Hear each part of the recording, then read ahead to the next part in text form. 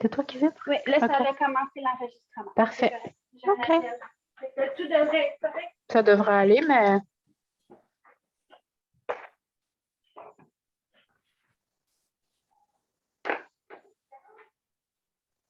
Alors, vous voyez mon magnifique PowerPoint apparaître. Je me démène quelques heures par semaine. C'est bon? Oui. Tout le monde voit ça? Super.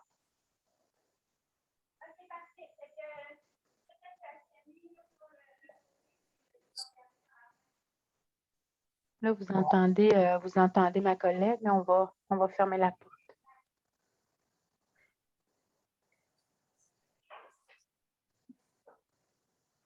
Bon, ben, je vais commencer ça, Annick. C'est beau? C'est bien installé? Oui, juste pour faire avancer mon... Parfait. Parfait. OK, merci. C'est quelque chose, tu m'entends hurler. OK, c'est bon, je crie. Alors, bonjour tout le monde. Je me présente, je suis Sylvie Taillefer, je suis consultante pour différents organismes communautaires. Comme background, j'ai été gestionnaire pendant longtemps dans un ministère. Après ça, j'ai été DG d'un organisme communautaire. Après, j'ai été chargée de projet dans plusieurs organismes communautaires. Et maintenant, je suis consultante. Alors, je vous rappelle que la présentation d'aujourd'hui, c'est une gracieuseté de la CDC de Mirabel dans le cadre de la Semaine de l'action communautaire. On va faire un petit tour d'écran, si vous voulez vous présenter. Puis, si vous avez à me dire de quel organisme vous êtes, et puis très rapidement, les difficultés que vous rencontrez avec vos bénévoles ou votre bénévolat de façon générale. Alors, Elisabeth, je commence par vous. Parfait, merci. Ben voilà, mon nom est Elisabeth Vézina. Je suis bénévole chez les Petits Frères de Saint-Jérôme. Et les difficultés qu'on rencontre, c'est on a des bénévoles, mais ça n'implique pas beaucoup dans les projets qu'on fait. Ils s'impliquent à d'autres niveaux, mais dès qu'il y a un projet, on a de la difficulté à... C'est toujours les mêmes, finalement, qui s'impliquent. Donc, ce n'est pas le seul organisme. Je fais partie également du Cercle de fermières de Saint-Sauveur. Et pour essayer d'avoir un CAL complet puis des bénévoles pour différentes activités, c'est difficile. Excellent. Merci. François, à vous? Oui, vous m'entendez tous? Oui. Oui. Oui, d'accord. Moi, c'est François. Je suis tout nouveau, en fait, dans le milieu communautaire. Je viens du privé. J'ai un contrat comme agent de développement et surtout communication et philanthropie avec la Maison de la famille de Mirabel. OK. Située à Saint-Augustin. Donc, c'est un contrat, en fait. Ils sont venus me chercher en tant que consultant. Alors, c'est très nouveau pour moi, le milieu. Non pas que je ne connaissais pas le milieu communautaire, je connais le milieu communautaire, je sais c'est quoi. Mais vous allez nous aimer. Mais je me familiarise avec ce milieu-là quand même, qui est très, très, très différent du privé. Je viens des médias, donc essentiellement, j'ai travaillé toute ma vie en télévision, Radio-Canada, TVA, et pour certaines publications, certains médias. Alors voilà, donc là, je donne un coup de main, si vous voulez, à la Maison de la famille de Mirabel pour mettre en place une structure de communication ainsi qu'une structure de philanthropie.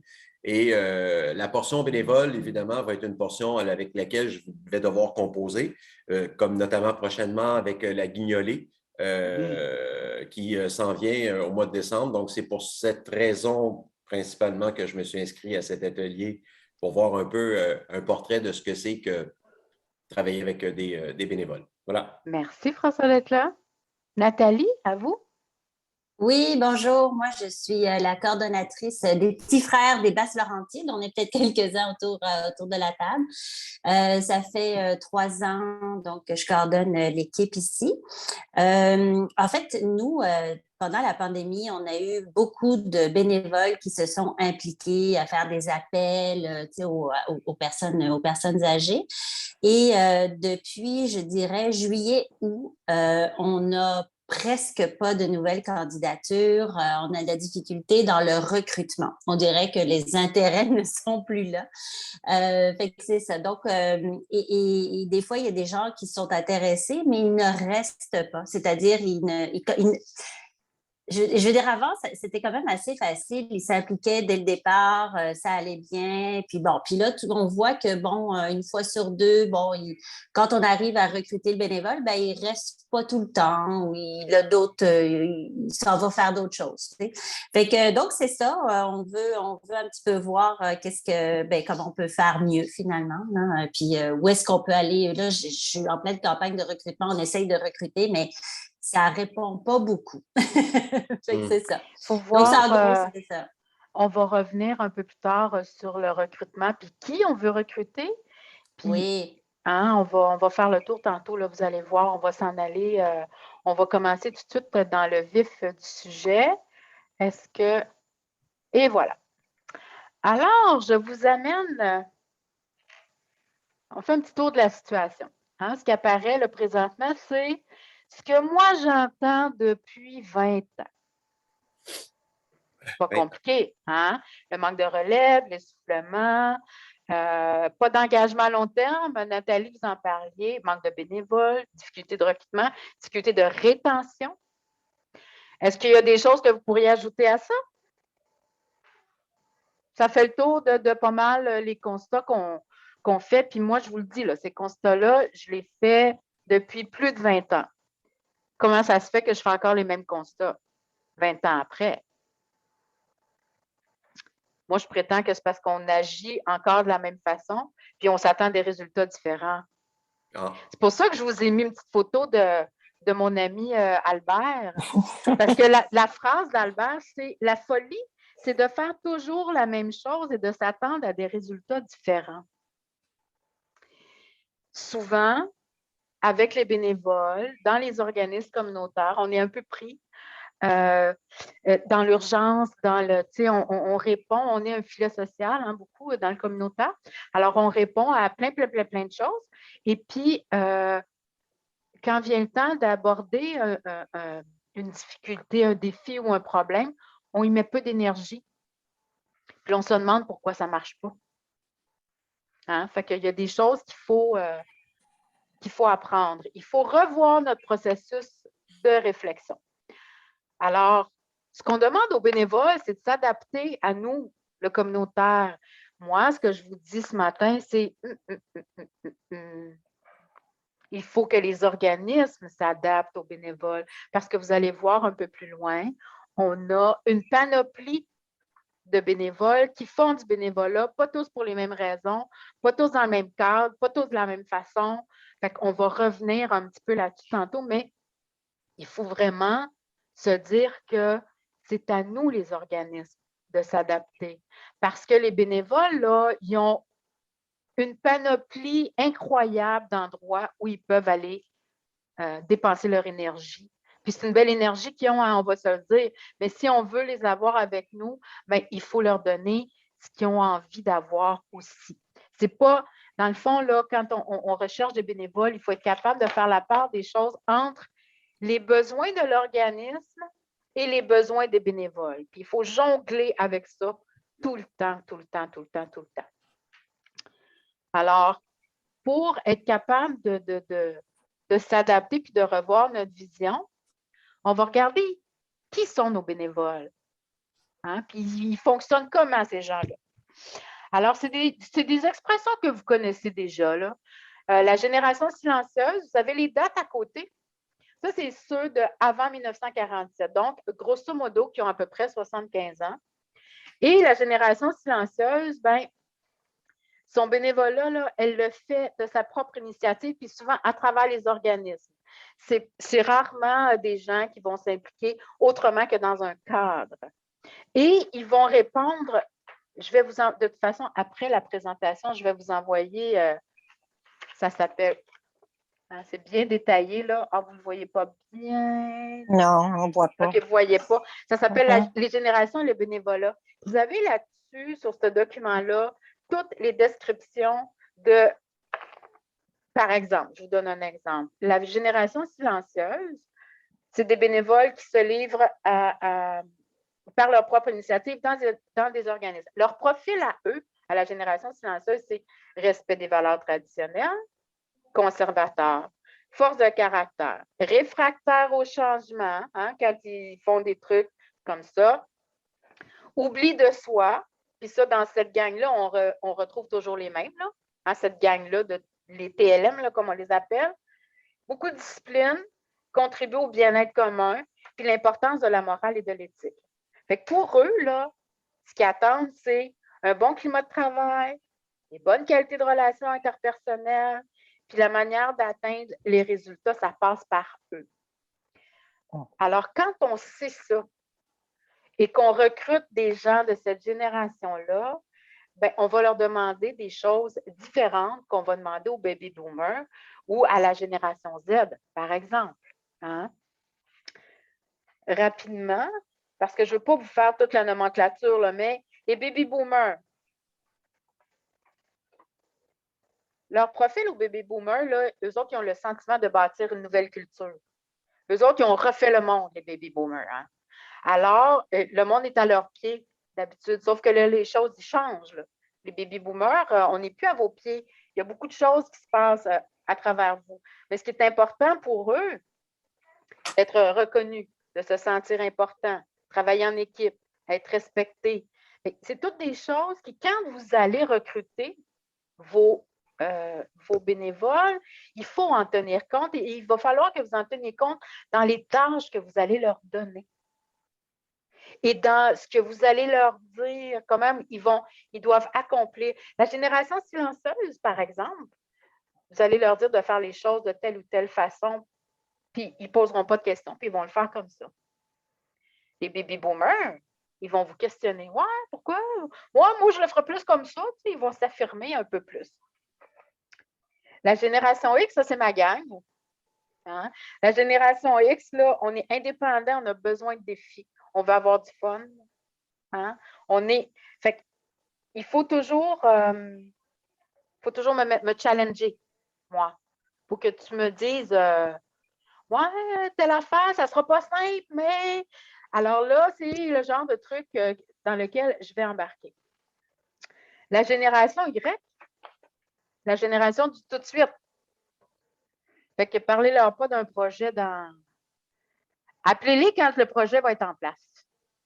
Puis leur dire voici, hein, qu'est-ce qu'on veut. Et eux autres, ils ont besoin d'être un sentiment de. Rappelez-les pas tout le temps pour la même tâche. Ils n'aiment pas ça.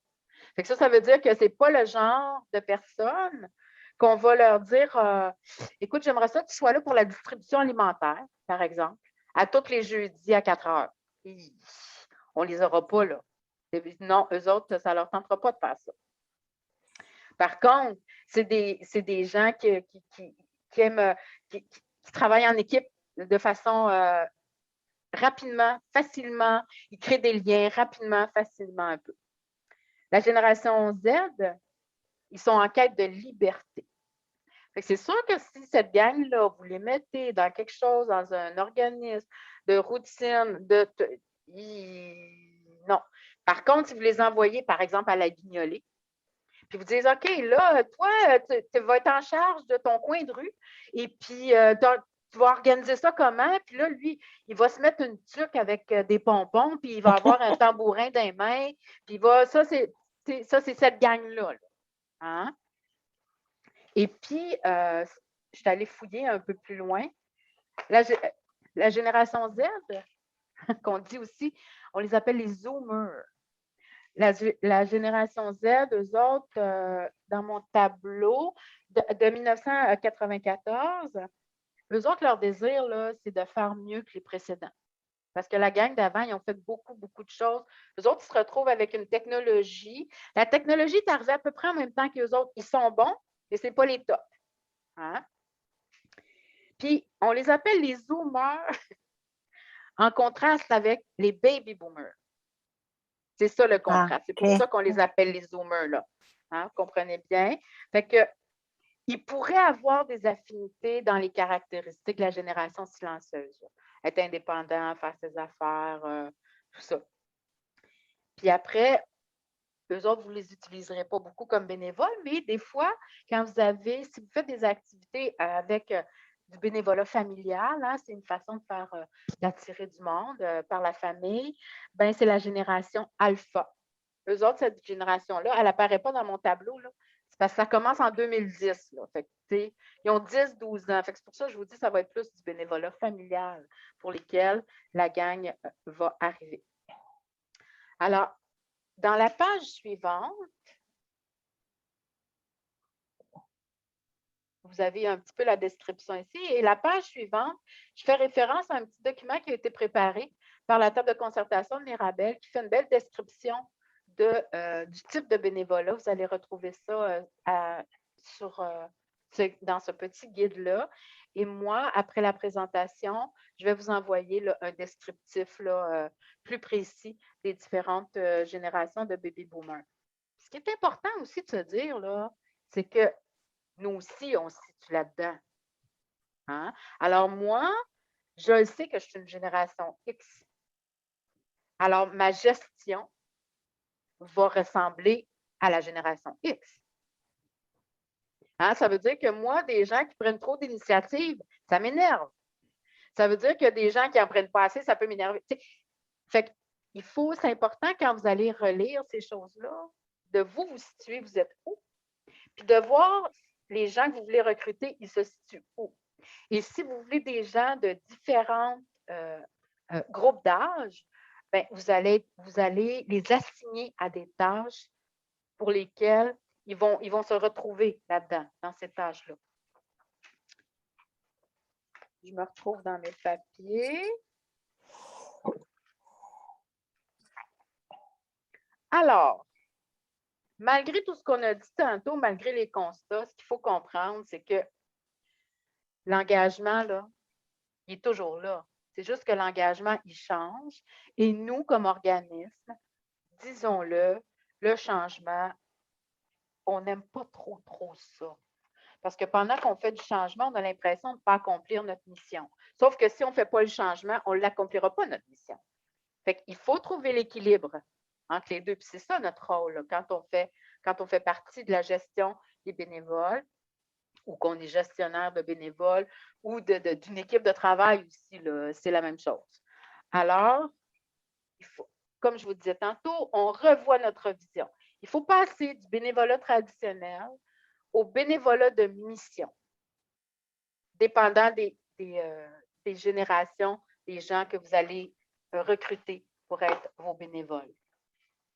Il faut je le répète, là, aujourd'hui, je vais vous brasser, il faut s'adapter, il faut revoir les façons de faire, il faut revoir les choses.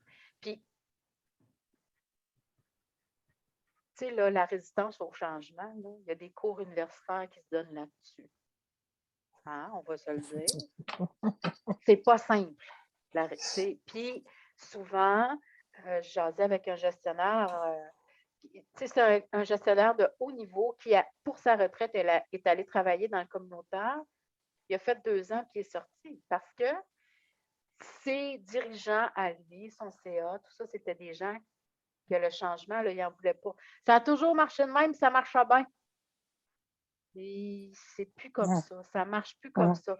Et ça va être une chronique d'une mort annoncée si les gens des CA, les gestionnaires de CA, les administrateurs, les directions, s'ils ne font pas les mouvements nécessaires, il n'y en aura pas de bénévoles parce qu'ils n'auront pas envie d'aller travailler avec vous. Alors, moi, je parle d'adaptation et comment on va faire ça. Pour faire ça, là, il faut évaluer où est-ce qu'on est rendu présentement. Hein, les attitudes et les valeurs, de comment ça a changé le bénévolat. Alors, on a la décision de s'engager contrairement à avant. Elle est individuelle. Fait que je décide. Hein, on l'entend beaucoup, le je me moi ce temps-ci, là. Mais effectivement, quand on prend une décision d'aller s'engager quelque part, ça fait pas référence à, mettons, pour les personnes les plus âgées, c'est pas un engagement moral, c'est pas un engagement catholique ou, tu sais, c'est pas, non, c'est je décide que je veux m'impliquer. La laïcisation des motifs, hein, on vient d'en parler, il ne s'agit plus d'une obligation morale. Les bénéfices remplacent le sens du devoir accompli. à l'époque, on était charitable quand on faisait du bénévolat. Maintenant, c'est plus ça. Mon bénévolat, là, il faut qu'il me nourrisse. Il faut que les gens qui sont devant moi arrivent à nourrir quelque chose chez moi. Sinon, je ne resterai pas. C'est important. Le don de temps est plus sporadique que régulier. Nathalie en parlait tantôt. Moi, j'en fais du bénévolat dans la vie, mais vous ne m'aurez pas 10 heures par semaine dans un organisme à faire la même affaire. Par contre, Moisson m'appelle à chaque année pour la guignolée parce que je suis là à chaque année pour la guignolée. Ils ont mon nom, c'est clair, je vais être là. Je donne mon nom, je participe à d'autres trucs dans des repas solidaires. C'est une fois par mois. Hein? Parce que moi, dans la vie, je suis consultante, j'ai des petits-enfants, j'ai des projets, je voyage, puis mon bénévolat, il faut qu'il rentre là-dedans. Là. Fait que très rarement, et pour moi et pour la gang qui me suit, l'engagement, pas à temps plein, mais souvent, tu sais, là, dans les toujours les mêmes, là, ça fait du 10, 15, 20 heures semaine là, dans leurs organismes. C'est des gens dévoués comme eux, là, on n'en aura plus beaucoup. Là. C'est des perles, ces gens-là. Là. Ça ne veut pas dire qu'il n'y en aura pas, mais il va en avoir beaucoup moins qu'il y en avait. Comme je le disais, il y a beaucoup de tâches, de rôles, de choix de bénévolat. Hein. Moi, je suis une fan d'environnement. Je suis impliquée dans ma communauté, dans le petit village où est-ce que j'habite. Je fais du bénévolat, là, mais tu sais, ça n'apparaît pas nulle part. Là. C'est un bénévolat un peu, pas dans l'organisme non officiel. Mais ça, il y en a beaucoup de ça. Hein? Puis si on veut recruter ces gens-là, bien, il faut être à l'écoute de ce qu'ils ont envie de faire. C'est ce que je viens de dire, la recrudescence du bénévolat informel. Et puis, les réseaux sociaux. Je sais que les réseaux sociaux n'ont pas bonne presse, mais je pense aussi qu'on peut les utiliser sainement et correctement. Et je vous dirais que selon les études, puis je vais vous donner les références à la fin de la présentation, selon les études, 50% des bénévoles sont regroupés sur les réseaux sociaux par Internet. Alors, il faut avoir ça en tête. On a beau ne pas aimer, on a beau pas être à l'aise, on a beau avoir toutes les raisons du monde, il en demeure pas moins que ça fait partie de notre quotidien. Puis moi, je vous dirais, par exemple, dans mon petit village, j'ai été appelée à m'impliquer parce que j'étais inscrite sur le spot de mon village. Et puis, à un moment donné, ils disaient « Hey, on va faire telle affaire samedi. Si jamais vous êtes disponible, venez faire un tour. » C'est comme ça que je suis rentrée là-dedans. Fait qu'il ne faut pas lever le nez trop rapidement là, sur les réseaux sociaux et le recrutement qui peut se faire par là. Alors, quand on comprend ces choses-là, ça nous permet de mieux nous adapter. Et tout au long de la présentation, là, le mot-clé, c'est adaptation. Il faut regarder ce qui se passe, il faut prendre acte de ce qui se passe, et puis il faut se regarder et se dire, OK, nous autres, dans cette mouvance-là, parce qu'il n'y a rien qui dit que la mouvance va arrêter hein, en passant, dans cette mouvance-là, il faut être capable de continuer de vivre comme organisme. Puis je vous le dis, là, j'ai vu des organismes mourir dans les dernières années pour toutes sortes de raisons. Les gens qui étaient là faisaient partie de la génération silencieuse. Les gens de la génération silencieuse, c'est des gens pour qui ils font les choses de cette façon-là, puis ils ne les feront pas autrement. Et quand ils voulaient avoir des nouvelles personnes qui arrivaient, bien, ils remettaient à leur place. Ils disaient non, non, non, non. Même qu'on fait ça, c'est comme ça. Oui, mais c'est parce que je trouve que comme ça. Non, je t'ai dit. Fait que les gens, ils ne revenaient pas. Alors, moi, j'ai connu des comptoirs alimentaires qui sont morts quand les 2 personnes qui s'occupaient du comptoir alimentaire sont décédées. C'est dommage parce que c'est la population qui en souffre. Hein, quand on perd comme ça des organismes. Un autre organisme dans la Naudière qui s'occupe de déficience intellectuelle, ils ont été approchés par un nouvel organisme pour se mettre avec eux pour mettre en place une maison pour déficience intellectuelle et ils ont décidé de pas embarqué là-dedans parce qu'ils trouvaient que c'était beaucoup trop d'énergie et de changement. Ben, cet organisme-là, maintenant, n'existe plus et les sous qu'il y avait ont été transférés à la maison d'hébergement. Hein? Fait qu'il faut lever le nez des fois pour voir un petit peu ce qui se passe autour de nous. Hein? Alors, on assiste à une multiplication des modèles d'implication bénévole. Très important. Qu'est-ce que vous offrez? C'est quoi votre offre de service comme bénévolat? Hein? Qu'est-ce que vous voulez comme bénévole? Vous voulez qu'il fasse quoi? Il va falloir que vous preniez le temps. Tu sais, à un moment donné, il y avait la plateforme, je pense que ça existe encore, jebénévole.ca. Puis les gens, on disait, vous pouvez inscrire vos demandes de bénévolat là-dessus. Puis les gens ils disaient, besoin d'un bénévole. Oui, mais il va faire, tu sais, quand vous faites une recherche j'ai besoin de bénévoles, tel jour, telle heure, pour telle tâche, pour accomplir une fois ou 2 semaines, pour venir en tu sais, il faut décrire votre mission. Alors, c'est important, vous, de vous regarder là, à travers ça, puis de dire, c'est quoi mon offre de bénévolat? Qui je veux aller recruter? Et ça va vous déterminer comment vous allez recruter votre monde. Juste des petits chiffres comme ça rapidement. Il y a 28 du bénévolat qui se fait dans le social. Hein? Mais le social, là, ça implique aussi les hôpitaux, les centres jeunesse, les fondations. Ça, là, c'est tout du social. Là. Fait que nous, là, la petite gang de communautaires, là, de ce 28 %-là, on est 8-9 %. Fait que comprenez-moi bien que si vous voulez recruter du monde, il faut se démener, là. Hein? Il faut, je vais dire, comme je dis souvent, il faut se mettre la face dans l'écran, sur le poteau, il faut se mettre, il faut utiliser les gens, vos bénévoles pour faire votre pub, pour aller chercher d'autres bénévoles. Une affaire qui marchait bien dans un organisme pour lequel j'ai travaillé, c'était aujourd'hui, c'est la semaine Amène ton ami. Il faut créer des petits moments comme ça, de dire OK, amène donc ta chum, puis elle va venir faire passer 2-3 heures. Il faut, tu sais, moi, j'ai fait du bénévolat avec ma petite fille de 6 ans. Hein? On est allé distribuer des paniers. C'était à son niveau, à son âge. On l'introduit comme ça, tranquillement. Oui, mais pourquoi on fait ça, mamie? Bien, parce qu'on donne un coup de main. C'est important de donner un coup de main. Nous, on est choyés. Bien, on va accompagner les personnes qui en ont plus de besoin que nous. Alors, elle était toute contente, ma chouchou, d'aller chercher les poivrons et les mettre dans le sac. Là. Fait qu'il faut créer des moments un peu magiques, disons-le comme ça. Hein?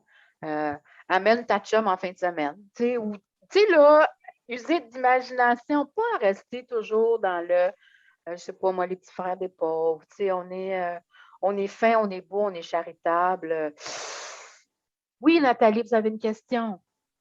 Oui. J'ai oublié de vous le dire au début, hein, vous m'interrompez quand vous voulez. Désolée. Non, mais oui, désolée de vous interrompre là, mais c'est parce que vous venez de dire que 28 % s'engagent dans le social. Le reste du pourcentage, où est-ce que les bénévoles s'engagent? C'est dans quel secteur? Est-ce que c'est dans leurs entreprises? Est-ce que c'est… Il y a du bénévolat par l'employeur. Il y a du bénévolat. Moi, là, j'ai fait du bénévolat toute ma vie, mine de rien, sans vraiment m'en apercevoir, mais je faisais du bénévolat à l'école de mes enfants. Mes enfants faisaient du sport. Je m'occupais du club sportif de mes enfants. Hein? Il y a beaucoup de bénévolat qui se fait dans le sport. Tu sais, je pense à, comment ça s'appelle, les clubs optimistes. Hein? Mm-hmm. Hein? Fait qu'il y en a beaucoup comme ça. Il y a des gens dans le culturel. Le culturel attire vraiment beaucoup de gens qui vont être placiers au théâtre. Là, il y a beaucoup de gens qui sont dans le culturel. Alors, les gens ont quand vient le temps de Noël, là, puis la grande guignolée et compagnie, là, c'est sûr que tout le monde, là, on est tous. Moi, comme je vous ai dit, là, ça fait 10 ans, 15 ans que je suis avec Moisson à la grande guignolée. Puis là, on voit les grandes bannières arriver. Remax arrive avec son équipe. Mais qu'est-ce qui empêcherait d'aller solliciter, vous, d'aller solliciter Remax à d'autres moments. Je veux dire, nous, là, ce qu'on aimerait, c'est faire un partenariat avec vous. Hein, puis il y a différentes façons de le faire aussi. Oui, il y a un partenariat en termes de temps, mais il y a un partenariat aussi, on avait instauré moi, je viens de la MRC des Pays d'en haut, on avait instauré des systèmes de parrainage. Le parrainage, là, c'est que, par exemple, on avait mis ensemble, pairé ensemble, c'était une firme d'architectes avec la Maison des Jeunes. Vous allez me dire, c'est quoi le rapport? C'est pas que les architectes envoyaient leurs jeunes travailler, faire un tour à la Maison des Jeunes. Mais cette gang-là avait dit, le vendredi, si on vient travailler en jeans, c'est 5 $ dans le pot. Puis avec ces sous-là, ça s'en va à la Maison des Jeunes pour différentes activités. Fait qu'il faut arriver à développer des façons différentes. Puis comme je vous dis souvent, c'est de l'énergie, c'est du temps qui nous manque dans le social et dans le communautaire. On fait 4 millions d'affaires, mais on prend rarement le temps de s'asseoir et de réfléchir. Puis comme je dis souvent, moi, mon rôle de consultant, puis François, vous allez voir comment. Je dis, moi, là, les gens, ils m'appellent pour me dire, hey, as-tu le temps de réfléchir à ça pour nous? Hein? Puis c'est un peu comme ça que cette formation-là, cette présentation-là est née. Les gens, ils m'ont demandé de réfléchir à, hey, écoute, on ne sait plus par quel bout le prendre, là.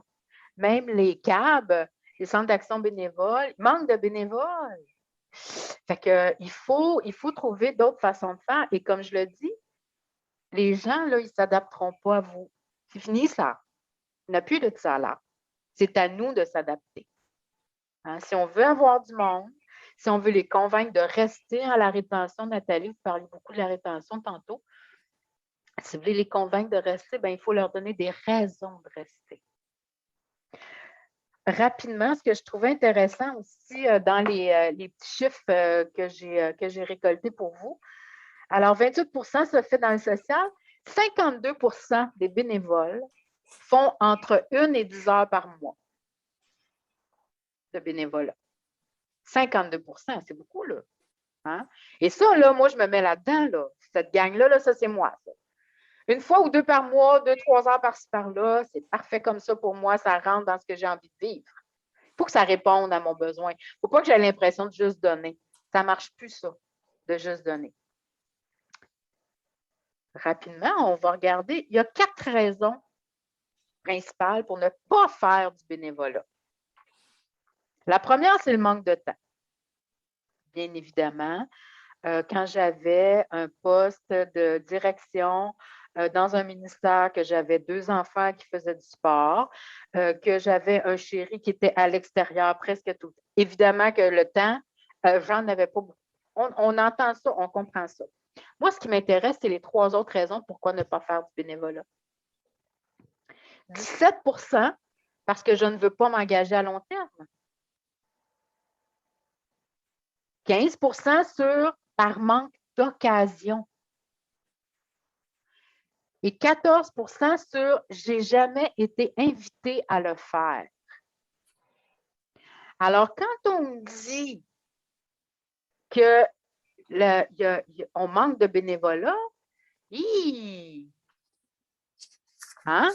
Il y a des gens, là, ça veut dire, je vous disais, 51 % manque de temps. Les 3 autres pourcentages, il y a 46 % des gens qui se trouvent là, qui ne veulent pas s'engager à long terme par manque d'occasion puis qui n'ont pas été invités. Il y a un potentiel là, hein? Très important. Très important. Fait que ça, c'est à retenir. Alors, maintenant qu'on sait tout ça, qu'on a tout appris ces belles affaires-là, bon, où est-ce que je suis? Ici. Ça ne marche pas. OK, je l'ai. Alors, un coup qu'on fait ça, il faut passer à l'action. Qu'on sait tout ça, là. Que je sais que vous êtes là juste pour cette partie-là. Sur comment passer à l'action.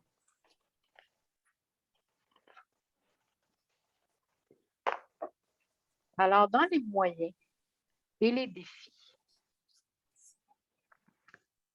je vous ai fait une petite nomenclature là, qui apparaît, solliciter, accueillir, soutenir les initiatives. Pratique de gouvernance participative.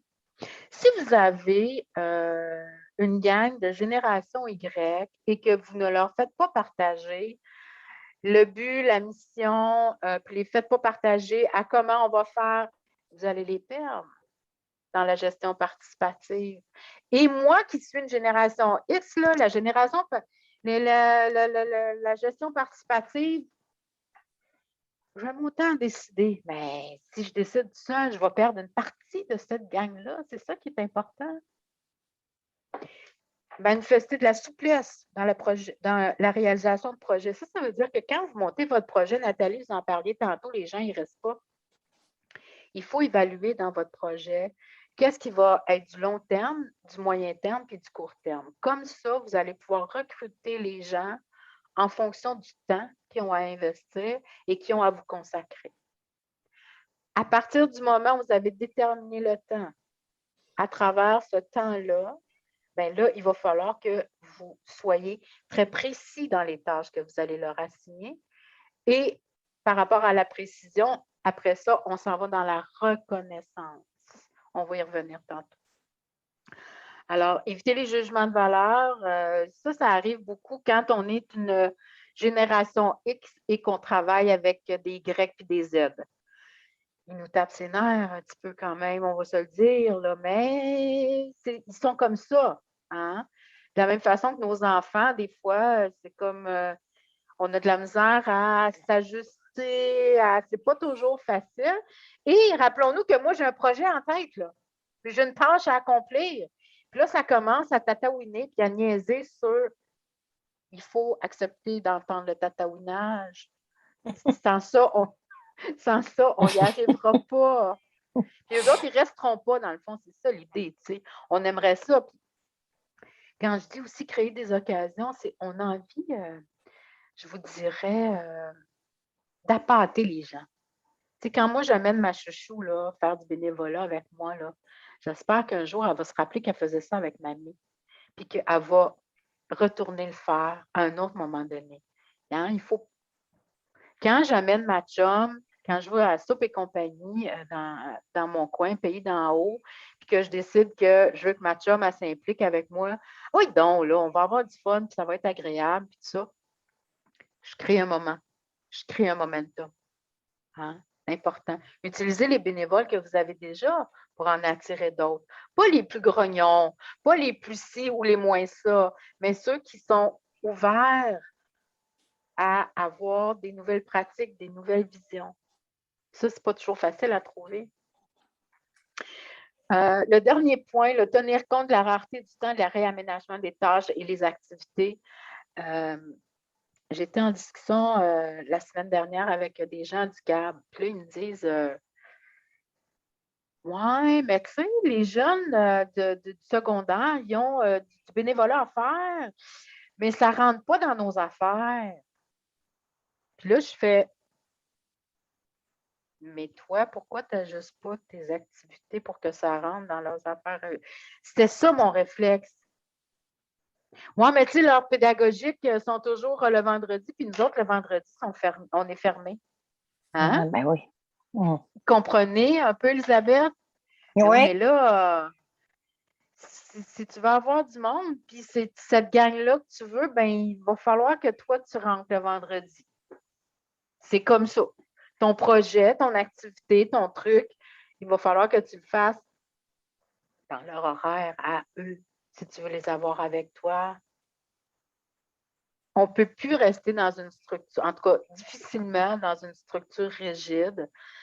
On l'a vu avec les derniers mois qu'on vient de... Hein, il faut s'adapter, puis des fois, il faut se revirer vite de bord, là. Mais c'est un peu comme ça. Alors, les gens se disent, ben moi, j'ai 3 heures par semaine à te donner. Okay, moi, j'ai quelque chose à te faire pour 3 heures. C'est sûr que m'a trouvé quelque chose. Hein? Je parle avec il y a un nouveau centre ici qui avait besoin de bénévoles à Mirabel. Et puis, à un moment donné, la responsable me dit, écoute, j'ai une gang de bénévoles qui est arrivée. Un mardi après-midi, il était 10. Hey, on avait du temps à te donner, là, on est venu aujourd'hui. Ils ne l'ont pas appelé, ils n'ont pas prévenu.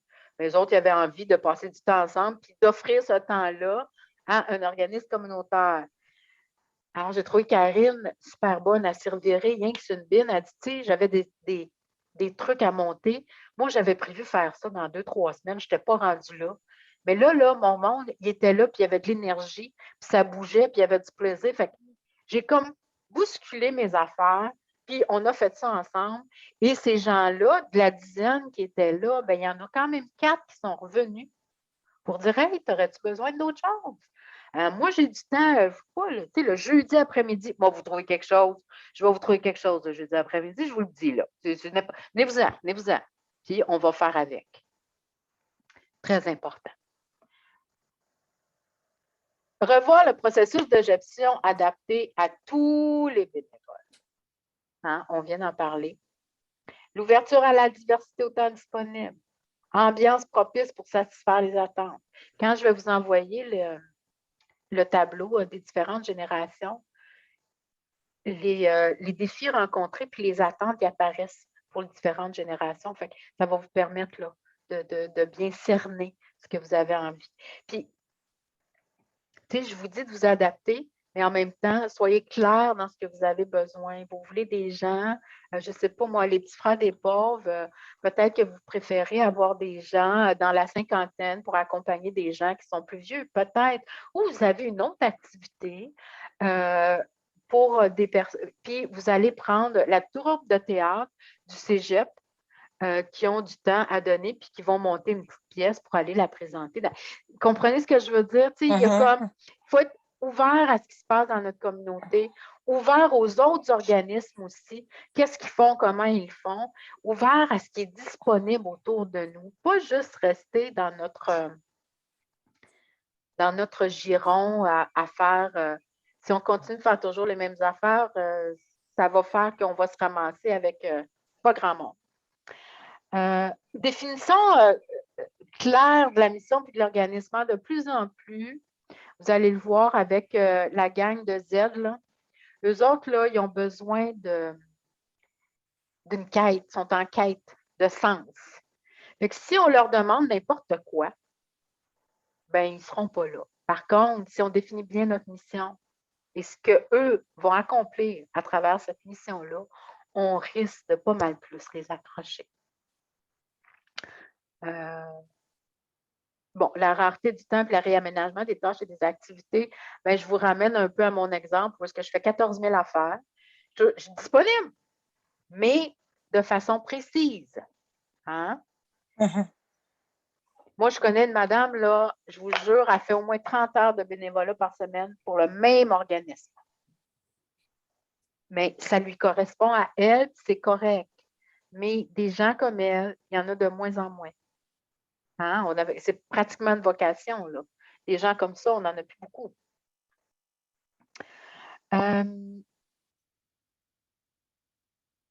Il faut quand je dis là, accueillir les nouveaux formellement et s'assurer qu'ils puissent passer à l'action rapidement, c'est pas rien quand les gens viennent vous donner du temps.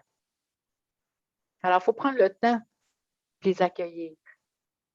Hein? Prendre le temps de leur dire, hey, la gang qui est là, je vous présente Joseph, Arthur et Elisabeth qui vont être là avec nous aujourd'hui, qui vont faire telle chose, qui vont...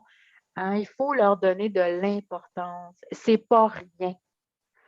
C'est pas... ben ils vont venir un après-midi puis ils vont s'en aller. Non, non, ils sont les personnes les plus importantes pour vous aujourd'hui. Là. Parce que grâce à eux, vous allez accomplir votre mission aujourd'hui. Hein? Fait qu'avoir le processus d'accueil est très important. Et quand on définit bien la tâche à accomplir, c'est beaucoup plus facile d'accompagner les gens aussi. Parce que si on leur dit, bon, ben, tu vas aller dans le coin, là, puis tu vas faire ça, ben, on va revenir. Il va peut-être être encore dans le coin, il va peut-être avoir fait ça, mais il ne l'aura pas fait comme on voulait qu'il le fasse. Puis ça va être à refaire. Fait que c'est un investissement de temps, mais qui va vous rapporter.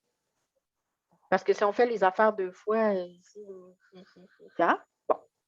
Alors, je le disais, hein, recruter via les réseaux sociaux, de manière personnalisée, à travers les bénévoles qui sont déjà actifs. avec vous. Les bénévoles qui sont déjà avec vous, là, ils sont importants. Ils sont vos ambassadeurs. Hein? Et vous, avec la présentation d'aujourd'hui, vous allez devenir aussi les ambassadeurs du changement. Vous allez avoir un potentiel de choses à faire, de choses à dire pour... On va dépoussiérer ça un petit peu, le bénévolat. Là. Hein? C'est un petit peu ça que je vous dis aujourd'hui. Là. Vous allez pouvoir continuer de faire ce que vous voulez, mais vous allez le voir plus loin, c'est la chronique d'une mort annoncée. Hein, les petits frères, si vous n'avez plus de monde, là, vous n'irez plus les voir, vos aînés. Hein? C'est ça qui va arriver. Bon, puis les changements climatiques, dans tout ça, qu'est-ce qu'on fait? Je sais, ça n'a pas rapport, mes changements climatiques, mais je vous dis que la dynamique, elle est la même. Tout comme les changements climatiques, le phénomène de mutation du bénévolat, il est connu et documenté. Les conséquences sont prévisibles, les actions requises sont connues. C'est un peu ce que je vous transmets ce matin, les actions requises. Mais l'état d'urgence n'est pas suffisamment ressenti pour que les sceptiques cessent de freiner la mise en œuvre de politiques, d'actions et de stratégies. Des fois, les gens ils ont envie de changer, mais ils ont des gestionnaires qui n'ont pas le goût de ce changement-là. Ça ne va pas bien là, dans ce temps-là. Là. Ça, c'est clair. Hein? Si on ne se met pas en mode changement, ça va arrêter.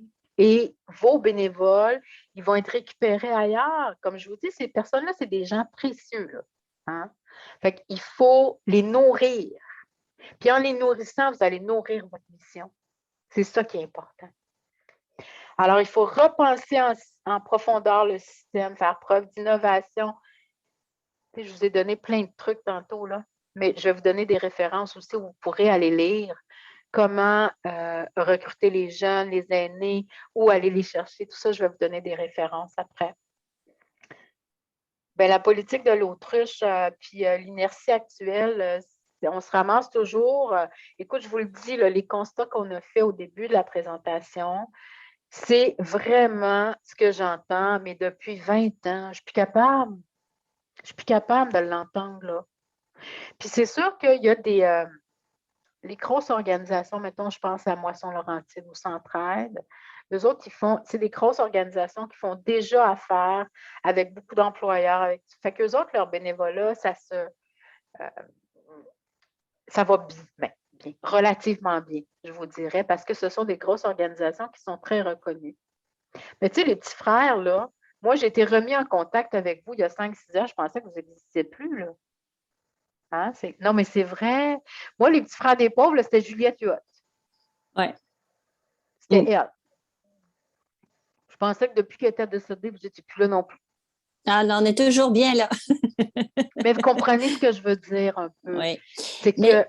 Oui, allez-y, Nathalie. Non, c'est ça. En fait, j'avais juste une question. C'est que nous, notre mission, c'est vraiment l'engagement à long terme. C'est-à-dire que la majorité de nos bénévoles, ce qu'on leur demande, c'est d'accompagner, donc d'être jumelés. OK? Ça fait peur déjà, d'être jumelés à un aîné. Alors, évidemment, on a toute la génération silencieuse. Là, on a une bonne catégorie on les aime de ces beaucoup, bénévoles-là. Mais ils ont 75 ans, là. C'est ça. Fait qu'ils deviennent eux-mêmes des aînés à accompagner à un moment donné. Bon. Fait que là, c'est comme, donc nous, notre mission même, c'est l'engagement à long terme. Bon. Alors déjà, il y a beaucoup de générations que ça les rejoint vraiment beaucoup moins. Bon. Fait que là, on est en train de changer vraiment le langage en disant, bon, on parle pas de jumelage. Moi, j'ai dit, écoutez, essayez, essayez pour voir, essayez de les accrocher. Mais en fait, il n'y a pas juste ça, c'est que quand on a une grande quantité de bénévoles, moi j'ai 80 bénévoles, OK? Bon, 80 bénévoles que je connais tous et que chacun, je les connais tous et j'essaye vraiment de répondre à chacun des besoins. Ça me prend un temps fou. Alors, je fais des 5 à 7 pour les uns, on fait d'autres choses pour les autres, pour la génération, j'ai des petits de 9 ans, 10 ans. C'est juste que je me dis, est-ce qu'il y a des façons de faire pour retenir nos bénévoles quand on a une grande quantité de bénévoles. Vous comprenez-vous à un moment donné? Fait que moi, je les connais tous, ça va assez bien, mais c'est épuisant. Fait que c'est juste ça. Et la mission même, c'est l'engagement à long terme. T'sais. Je trouve ça vraiment extraordinaire ce que vous faites, Nathalie, et vous travaillez d'une très belle façon. Mais effectivement, il y a des mots qui font de plus en plus peur. Moi, si vous me parlez de jumelage à long terme, je prends mes jambes à mon cou, là. C'est Voilà, clair. c'est ça. Ben, on n'en parle plus, mais c'est ça la mission. Mais Mais c'est ça. je parle plus Mais de jumelage. non, non, non. Mais souvent, ce qu'on réalise aussi, c'est que c'est plus facile d'accrocher les gens. Je vous donne un exemple. J'avais fait une présentation chez Bell Hélicoptère et j'ai rencontré quelques dirigeants là-bas. Il y a un, entre autres, qui a décidé de s'impliquer au niveau de l'Alzheimer parce que ses parents le sont. Fait que quand on accroche le cœur des gens, c'est par là qu'on va les chercher souvent. Hein? C'est une cause qui leur tient à cœur. Un autre dirigeant dans une autre entreprise, sa mère est décédée du cancer du sein. Alors lui, dans la vie, il se consacre à ça. Puis quand il donne des sous, c'est là. Puis quand il y a une marche pour ça, ben c'est. Fait que, tu sais, les aînés, Oui. c'est pas. Moi, j'ai des. Oui, c'est pas toujours facile à accompagner, c'est ça aussi. Hein? Ils sont tout seuls, des fois dans des conditions difficiles. Donc, en fait, c'est notre mission même, finalement, qui perd des plumes. Mais, tu sais, quand je dis revoir la mission, c'est pas ça. Là. La mission fondamentale, c'est vraiment. Mais c'est peut-être de la redéfinir. Hein? Ouais. Il faut falloir. Puis ça demande un grand. Premièrement, beaucoup d'humilité, d'abord. Hein? Ça, c'est la base. Là. Quand on décide de revoir les choses, il faut admettre qu'il y a quelque chose qui ne marche pas là, déjà au départ, puis qu'il faut peut-être mettre notre énergie différemment. Puis ça va nous demander beaucoup d'énergie au départ, hein, parce que c'est la force de l'inertie, ça, avant de partir la roue. Puis à partir du moment où la roue est partie, ça va un petit peu mieux. Puis les écueils, mine de rien, vont se tasser tranquillement quand on va arriver. Puis, pourquoi pas questionner vos bénévoles? Quand je parle de gestion participative, c'est un peu ça. Tu sais, des fois, les dirigeants, les gestionnaires, on est assis dans notre bureau puis on pense qu'on a des bonnes idées. Puis finalement, on arrive sur le plancher puis là, ils nous disent comme ben voyons, à quoi tu as pensé? Tu n'as pas pensé à ça, tu n'as pas pensé à ça, tu n'as pas dit ça. Ils disent wow, wow, wow, wow. Fait que moi, dans les derniers temps, là, j'ai eu cette idée-là, j'aimerais ça qu'on en discute, comment on peut la développer ensemble. C'est quoi les avenues que vous voyez, que vous nous proposez? Ça va, Nathalie? Oui, bon? merci. Parce qu'il y a Elisabeth qui a levé sa main aussi. Elisabeth, je vous écoute. Oui, en fait, le problème avec les petits frères, d'ailleurs, au Québec, ça ne s'appelle plus les petits frères des pauvres, mais tout simplement les petits frères, ça fait moins peur un peu. Effectivement. Mais le problème pour le recrutement, il faut aimer pour commencer les aînés. Puis ces aînés-là, c'est des laissés pour compte de la société. Donc, c'est pas vendeur autant que c'est pas sexy. moi, l'aide. C'est pas une cause sexy, là, on va se le dire. Puis c'est difficile à ce moment-là parce que c'est sûr que de demander à des bénévoles d'aller faire la lecture aux enfants ou de s'occuper des bébés, c'est bien le fun.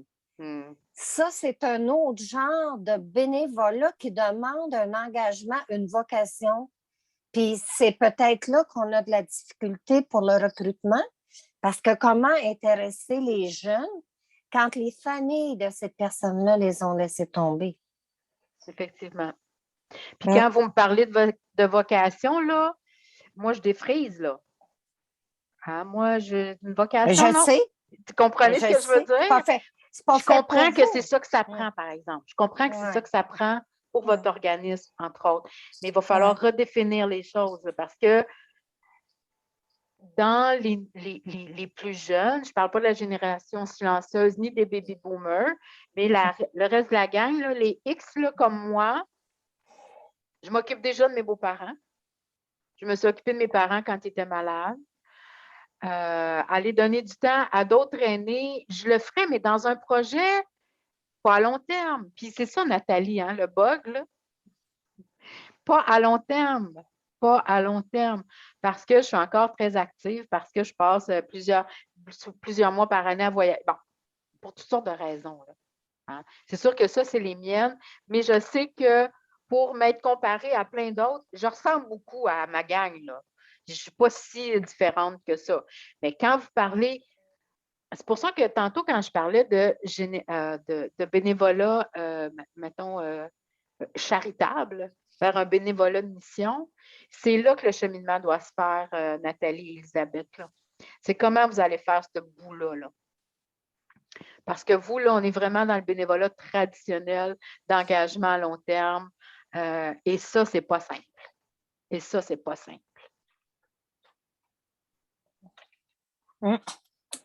Oui. Alors, on est déjà rendu à la fin de ma présentation parce que je vous avais dit que je prendrais juste 1 heure et demie parce que le reste du temps, avez-vous des choses à nommer suite à la présentation d'aujourd'hui?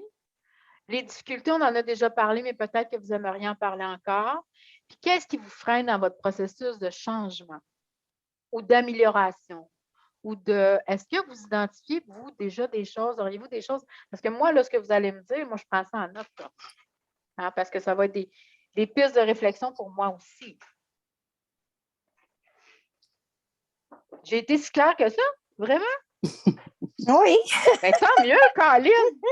Non, mais on est juste découragés, là. C'était très clair. Mais le processus de changement, à partir du moment où on a dit OK, là, ça ne marche plus, il faut que je mette mon pied à terre, puis il faut que je m'en aille par là, c'est ce bout-là qui est difficile à faire. Hein? Parce que là, Nathalie, oui. vous faites juste en parler. Vous ne m'avez pas Oui. dit que vous aviez fait des moves, là, encore. Là. Bien, écoutez, on s'en sort bien. En fait, c'est ça que je dis, c'est qu'on connaît on essaye vraiment de répondre à nos bénévoles, de répondre à leurs attentes. C'est vraiment, c'est le cœur. Là, mais sauf que ça prend tellement de temps, finalement, quand on a un grand nombre. Moi, c'est la question du grand nombre de bénévoles. C'est cette question-là aussi. Donc, il y a la mission à long terme qu'il faudrait revoir. Mais là, c'est pas à moi. Là, je veux dire, c'est la mission des petits frères qui est présente dans 10 pays différents. Vous allez être des agents de changement parce que vous ne devez pas être les seuls à vivre ça, Nathalie. Là. Pas du tout. Alors, quand je parle des changements climatiques, là, tantôt, là, hein, mon truc d'avant, dans mes changements climatiques, là, le problème, là, c'est qu'on sait tout quoi faire. Là. On ne le fait pas. On connaît les conséquences. On va mourir, au bout du compte, ça va être ça. Là. Puis on ne le fait pas non plus. On sait les gestes à poser. On sait ce qu'on a à faire. On connaît les résultats si on le fait, puis si on ne le fait pas, mais on ne le fait pas. C'est de l'énergie. Puis quand on est dans l'accomplissement de notre mission au quotidien, c'est pour ça que je vous disais, François, tantôt, là, on prend des consultants comme nous pour réfléchir à des affaires, parce que dans le quotidien, l'organisme communautaire, là, il y a peu de temps pour ça, parce qu'il répond à l'urgence. Hein, je pense que j'ai travaillé beaucoup en sécurité alimentaire. Ma préoccupation, là, c'est de trouver de la bouffe et de nourrir du monde. Fait que quand tu me dis qu'il faut que je change mon processus, j'ai donc, faut changer mon processus, arrête ça, il pas le temps de faire ça, moi, là. Sauf que si je ne le fais pas, je ne nourrirai plus mon monde. Hein? Ouais. OK. J'avais dit OK, c'est ça qu'on va faire. Écoute donc, il va bien falloir. Mais, il va falloir faire quelque chose, quand c'est je parle sûr, d'une chronique d'une mort annoncée, c'est ça qui va arriver, je vous le dis, je l'ai vu ici dans notre MRC, je l'ai vu dans l'autre MRC, notre MRC voisine dans la Naudière. Des organismes qui sont morts de l'Albert-Mort parce qu'ils n'ont pas su s'adapter, ils n'ont pas pris le temps de réfléchir, ils n'ont pas pris le temps de regarder leur environnement. Qu'est-ce que mon environnement peut m'offrir? Et surtout, que les gens aient du fun à venir faire du bénévolat chez nous. Ah ben oui, ça c'est ça. Ben oui. Hein, Ben le oui, principe c'est du ça. plaisir, là, il est super important. Il faut que ça soit plaisant, là. Moi, si je vais faire de la bouffe avec mes collègues d'ici pour des repas solidaires, si j'ai pas de fun, ben, j'y retournerai pas. C'est Il ça. Ça- faut qu'il y ait une notion de plaisir là-dedans, c'est sûr. Oui, exact. Fait que quand vous me parlez de vocation écoute, moi, là, je vous le dis, là, Non, ben c'est ça. C'est pour ça qu'on s'est retourné vers des 5 à 7, le plaisir. Là. On offre du plaisir en plus de la mission, qu'il faut qu'ils, c'est sûr il faut qu'ils entérinent la mission. Mais écoutez, c'est le temps que ça prend pour gérer ces bénévoles. Là, je voulais, je sais pas, il y en a beaucoup qui parlent de comités, au sein des organismes, ils font des comités de bénévoles. Qu'est-ce que vous en pensez? moi, je trouve que c'est intéressant. Il Mhm. faut quand même qu'il y ait quelqu'un de la gang qui assiste au comité, là. C'est ça, oui. Puis ça va vous prendre du temps quand même, Nathalie. C'est ça, je sais, c'est ça. C'est parce que je trouve pas que c'est la solution. C'est une solution. Mhm. Pour que les gens partagent leurs choses, c'est important. Hein? Les réunions d'équipe, des fois, moi, à l'époque, je trouvais que je radotais, mais ma gang, ils aimait ça, la réunion d'équipe. C'était le seul moment où est-ce qu'ils se retrouvaient tout le monde, puis qu'ils pouvaient se dire des niaiseries, puis s'échanger des affaires. Puis là, à un moment donné, maman, ici, elle arrivait, puis elle disait, bon, OK, on s'est toutes dit nos niaiseries, là, on va se parler des vrais, tu sais, on va comme aborder le pourquoi on est là. Mais vous avez besoin de ça, Nathalie, sans ça, vous ne survivrez pas. C'est ça. Puis vous avez beau me dire que ça prend du temps, mais à la limite, j'ai envie de vous répondre, oui, mais c'est ça le boulot. Oui, c'est ça le boulot. C'est ça le boulot. Mais c'est en fait, on a besoin de plus en plus de bénévoles. C'est ça, parce qu'on a de plus en plus d'aînés à accompagner. Alors évidemment, là, on ne rentre pas dans les détails, mais c'est la structure aussi des petits frères qui serait à revoir. Hein, les salariés, bon, on ne rentre pas là-dedans. Mais actuellement, c'est là-dedans qu'on est. Mais vous allez avoir besoin de quelqu'un qui est en charge carrément du bénévolat. Ouais. De plus en plus, ça se développe dans les organismes parce que ce n'est pas le coordo général ou le DG ou le gestionnaire qui va avoir le temps de faire ça. Il prend quelqu'un qui s'occupe des bénévoles. Là. Ben, c'est ça. Oui. En fait, c'est Carrément, pour ça que j'avais levé ma main, là. Ah, pour Elisabeth, dire, oui, allez-y. Oui, c'est pour ça, c'est ce que je voulais dire à Nathalie. C'est dans le fond, c'est de déléguer, d'avoir au moins une adjointe là, qui pourrait s'occuper d'une portion de son travail, puis qui va lui laisser le loisir de continuer de faire son PR avec ses bénévoles, parce que c'est tellement important de se sentir accueilli. Puis je comprends que le mot vocation fait un peu peur, mais moi, là-dedans, je veux dire, j'éprouve du plaisir à faire ce que je fais parce qu'on me donne de la latitude pour des projets. On me questionne. Mais ça répond donc à un de vos besoins. Tu sais, ça revient à ce que je disais tantôt. Il faut répondre aux besoins de nos bénévoles. Sans ça, ils ne resteront pas. Puis je vous dirais, les succès que j'ai vus dans les dernières années pour les gens qui ont engagé des gens qui s'occupent strictement du bénévolat, c'est souvent, ils engagent des gens qui font de l'événementiel. OK. Alors, c'est des gens qui sont habitués, ils font que ça dans la vie, là, faire de l'événementiel puis organiser des parties. Ils sont excellents pour accueillir les gens, pour bien les entourer, pour voir que tout va bien. Mais c'est ça, il faut prendre le temps de dépenser des sous, là. Hein? Ça prend il y a un petit peu de sous qu'il faut mettre là-dedans, un petit peu de temps, un petit peu de tout, là. Il faut dire que les petits frères sont pauvres, là. Oui, mais les choses n'arriveront pas. Ça ne sera pas un don du ciel, là. Non. OK. Ça vous va? Ça va, merci beaucoup. Avez-vous d'autres... Oui, allez-y, François.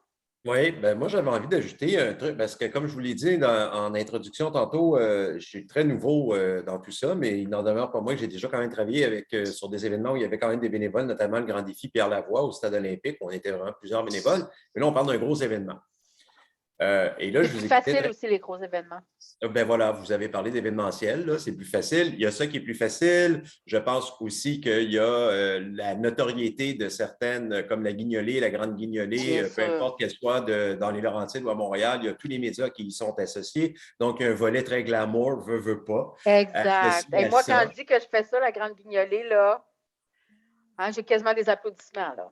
Ben voilà, c'est ça, parce qu'on connaît le vol, on connaît tout, et là où je veux en venir avec ça, le point que je voulais soulever, c'était la perception que les gens ont de l'organisme ou du bénévolat en soi.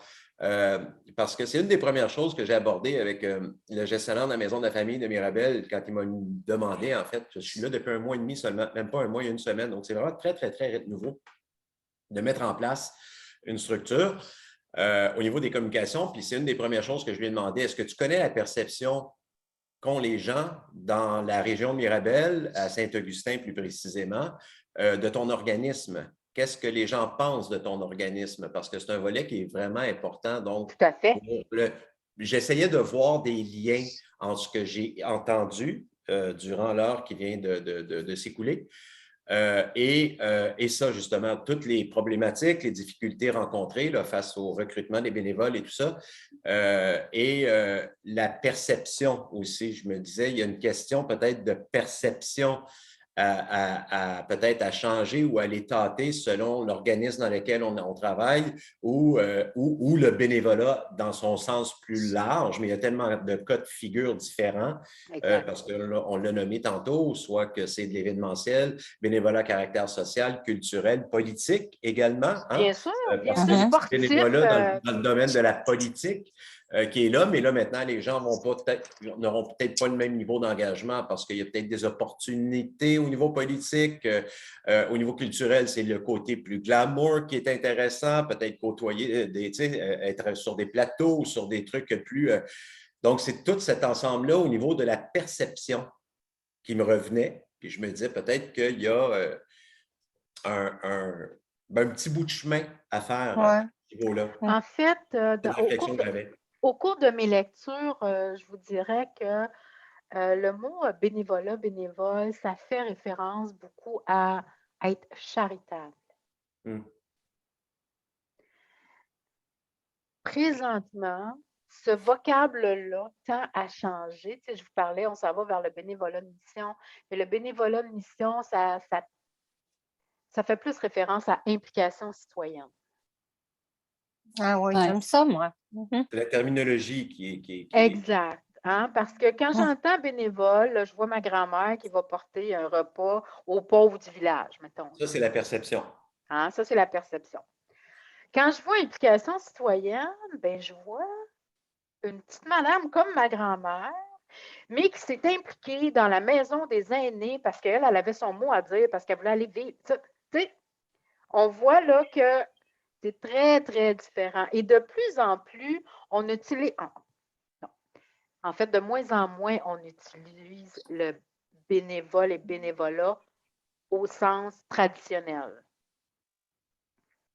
On parle beaucoup plus d'implication citoyenne. Et si je dis aux gens, hey, j'aurais une petite tâche d'implication là, dans les prochaines semaines, est-ce que tu voudrais venir faire la lecture auprès de... Ben, si je le dis comme ça, c'est très différent de hey, tu me donnerais-tu du temps pour venir les. Comment on l'amène? Comment on le fleurit, notre image? Là? On met-tu des licornes et des fleurs autour de ce qu'on dit ou bien on. Hein, je pense pas que les gens manquent de charité. Je crois pas ça. Hein, parce qu'on le voit, il y a beaucoup de gens qui donnent du temps, de l'argent, puis tout ça. C'est juste, effectivement, François, vous avez raison de dire, dans la perception. C'est autre chose. Moi, mes enfants, là, ils ne disent pas que je fais du bénévolat. Ma mère est impliquée. Là. Mes enfants, ils ont à peu près 30 ans. Ma mère est impliquée. Là. Ma mère, elle bouge, c'est une dynamique. Là, elle fait 3 millions d'affaires. Puis effectivement, c'est ça. Mais ils ne vont pas dire que je fais du bénévolat. Je ne les ai jamais entendus dire ça. Mais j'étais impliquée à leur école. Je faisais des muffins là, pour la récré. Parce que je n'avais pas le temps, puis je faisais 3 millions d'autres affaires déjà à cette époque-là. Fait Mais, hey, ma mère, là, elle est impliquée. Impliquée dans où, quand, comment. Les gens, ils ne savent pas, mais ils savent que la mère est impliquée. Ce qui fait une grande différence, juste ce mot-là de l'implication, parce que déjà, si on veut aller chercher davantage la génération Z, Y, toute l'implication citoyenne, ils sont très sensibles à ça, les jeunes. Tout à fait. Parce que, puis je peux en témoigner, puisque j'ai autant d'amis. Moi, j'ai des amis qui ont 80 ans, à qui je parle quasiment toutes les semaines, des amis de mon âge, des amis de 30 ans, puis j'ai de très bons amis qui en ont 25. C'est très diversifié, ma gang, ma gang rapprochée, là, vraiment d'amis. Et le terme bénévolat, peut-être chez les plus jeunes ou peut-être même chez les gens de 40 ans, je m'avance, mais je ne suis pas sûr. Bénévolat égale, je m'en vais faire un travail non rémunéré. La différence entre je suis impliqué, c'est voyez-vous, au niveau de juste ce langage-là, ça change complètement la donne. Parce que dans l'esprit des gens, le bénévolat, c'est d'aller travailler, donner des heures de travail ou de son temps, nommons ça comme on voudra, mais sans être payé. Il y a ça aussi, ce bout-là, qui est à changer je pense, là, vraiment. Oui, ça, non, mais vous avez tout à fait raison, François, tout à fait raison. Ce que je vais vous donner en terminant, parce que je vais vous laisser aller, ça fait déjà un petit moment que je vous retiens. Si vous voulez creuser un petit peu, là, allez voir Portrait des bénévoles et du bénévolat. C'est un document qui a été produit par le Réseau d'action bénévole du Québec. Vous allez trouver là-dedans un petit peu les statistiques que je vous ai données tantôt, les portraits aussi, comment on attire plus les jeunes ou les moins jeunes ou tout ça. Et moi, je vais, dans l'après-midi, je vais demander à Annick qu'elle vous fasse parvenir le descriptif que je vous disais tantôt, les générations et le bénévolat. Vous allez voir comment ça fonctionne un peu, c'est un petit 2-3 pages, c'est pas grand-chose, c'est pas très lourd, je l'ai fait sous forme de point de forme, là, vous allez voir. Fait que comme ça, vous allez pouvoir... et le portrait dont je vous parle, le portrait des bénévoles et du bénévolat, qui a été produit par le Réseau d'action bénévole, c'est une mine de renseignements, vraiment. Il y a des constats dont on a parlé aujourd'hui, mais il y a des affaires qui vont aller beaucoup plus loin que dans une présentation d'1 heure, là, qui vont vous aiguiller, vous donner des munitions pour les choses que vous voulez accomplir là, dans le prochain temps. Merci beaucoup, Sylvie. Merci à vous. Merci d'avoir été là. Et puis, je vais demander à Annick qu'elle vous envoie le petit document dont je vous parle. Puis, Portrait des bénévoles et du bénévolat, réseau d'action. Merci à la CDC d'avoir... c'est elle, Merci la beaucoup. CDC, pour la présentation d'aujourd'hui. Je vous souhaite une belle fin de journée. Merci. Merci. Bye-bye. Bye.